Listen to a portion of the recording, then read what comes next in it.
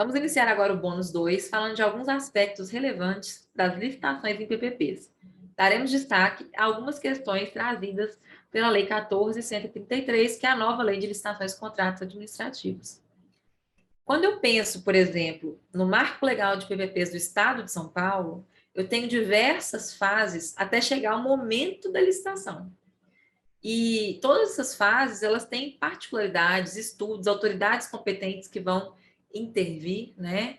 E aqui eu já estou pensando nesse modelo em que eu já tenho a decisão de modelagem final, né? Já tenho a decisão da modelagem final da PPP aqui, e vou começar a tomar decisões de elaboração da minuta do edital, do contrato, vou submeter a consultas públicas, né? Vou fazer a licitação e, posteriormente, quando se a licitação for bem sucedida, assinar o contrato, né? São muitos os aspectos que são discutidos na fase interna de PPP, como a gente já discutiu alguns dos módulos anteriores. Aqui a gente vai focar em alguns aspectos particulares das licitações. Primeiro é a modalidade de concorrência, né? É importante a gente destacar que a concorrência ela tem facetas diferentes dependendo da lei que a gente olha. Estamos pensando numa concorrência da Lei 8.666, para aquelas obras comuns da administração que não são PPPs, tem particularidades, né? Eu tenho prazos mínimos entre a publicação do edital e a apresentação, a avaliação das propostas. Quando eu faço empreitada integral ou quando eu faço melhor técnico, técnico e preço, é 45 dias esse prazo. Se for um menor preço, outros casos, outros critérios, né? 30 dias entre a publicação e a abertura das propostas. Aqui na lei 8.666, a habilitação ela antecede o julgamento, eu não tenho previsão nem de inverter, né? E a concorrência, na faceta da lei 8.666, ela é voltada para contratos com mais de R$ 1.500.000. E todos os contratos de PPP necessariamente têm mais do que esse valor. Então, por muito tempo, a concorrência foi a única modalidade usada para as PPPs.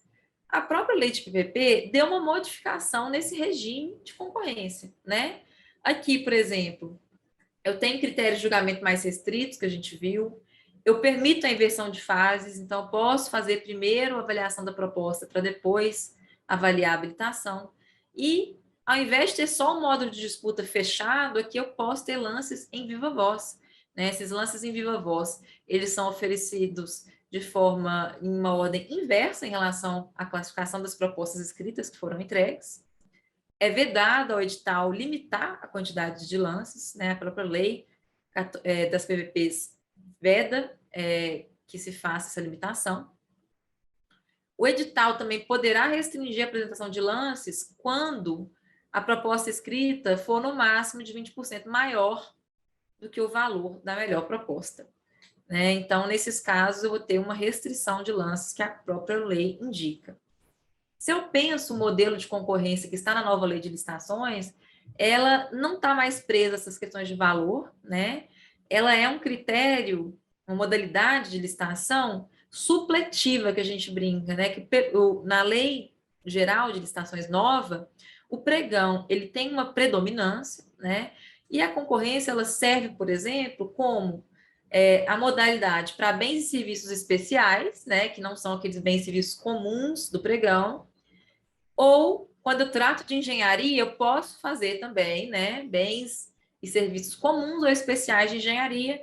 E os critérios de julgamento possíveis aqui nessa lei são de menor preço, melhor técnica, técnica e preço, maior retorno econômico, maior desconto. É importante observar que o próprio rito dessa nova lei, ela deu uma padronizada entre a concorrência e o pregão, né? Então, hoje a gente não tem mais tanta diferença.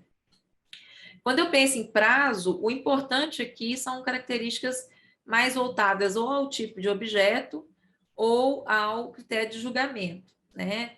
Mais precisamente porque a gente precisa aqui da PPP, né, que essa nova lei vai ser usada, seria com um prazo voltado para a PPP, para a concessão.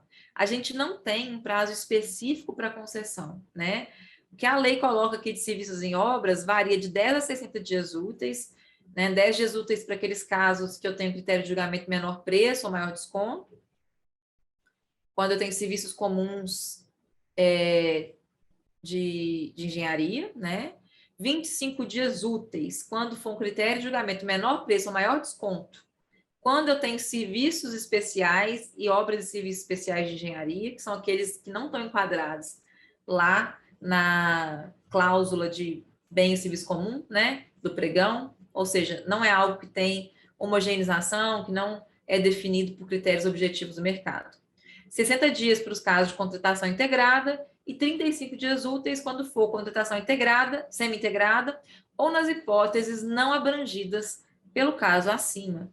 E aqui surge a dúvida, né? Essas hipóteses não abrangidas, seria o caso da PPP? Então, a PPP seria, a gente usaria esses 35 dias úteis?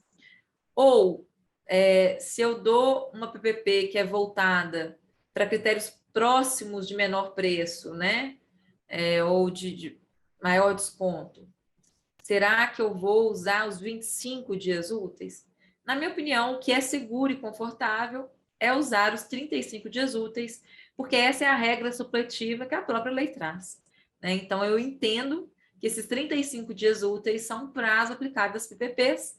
Nós teremos que ver como isso vai acontecer na prática, né? Inclusive com as primeiras decisões a esse respeito. Esse é um tema ainda muito novo. Quando é maior lance, 15 dias e técnica e preço, 35 dias úteis, né? Já falamos aqui do que não é serviço e obra também, né? Embora não seja o nosso objetivo específico.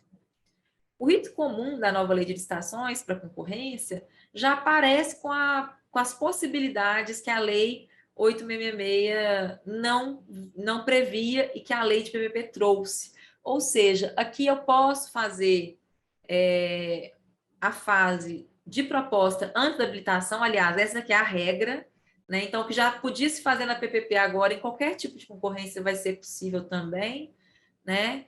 E a possibilidade também de ter lances, né, de ter um modo de disputa aberto, ela acontece também na concorrência em certos pontos que a lei permite, né?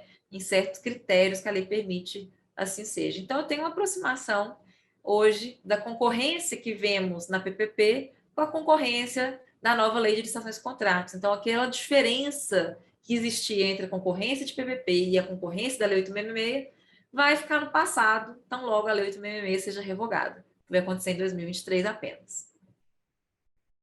Quando eu penso também em modalidade, uma das novidades que a nova lei de licitações trouxe foi incluir a modalidade diálogo competitivo como uma das modalidades possíveis para as PPPs. Então, não é apenas a concorrência hoje em dia, né? Aqui eu posso usar essa modalidade que tem uma dupla característica, né? Eu tenho um momento do diálogo e um momento competitivo. Como que isso funciona?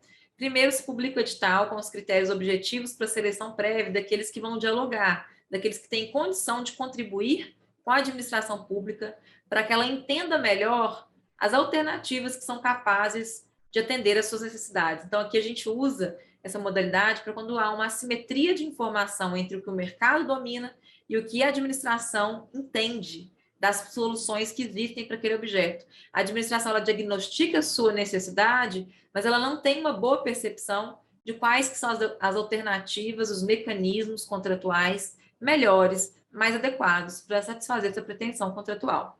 Então, ela publica, chama os potenciais interessados, esse edital fica 25 dias úteis na praça para os interessados se manifestarem, e eu vou admitir aqueles que preencherem os requisitos do edital antes de iniciar a fase do diálogo propriamente dito, né? Uma vez terminada a fase do diálogo, eu vou para a fase competitiva.